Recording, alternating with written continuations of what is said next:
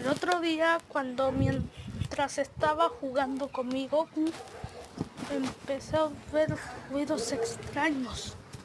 Entonces salí para ver qué estaba pasando y no podría creerlo, pero yo no vi nada hasta que no sé qué pasaba.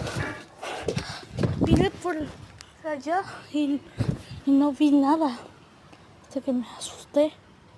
Digo, no me asusté, sino me sorprendí al ver algo y decidí ver dónde están mis perros para ver qué estaba pasando. Entonces yo estaba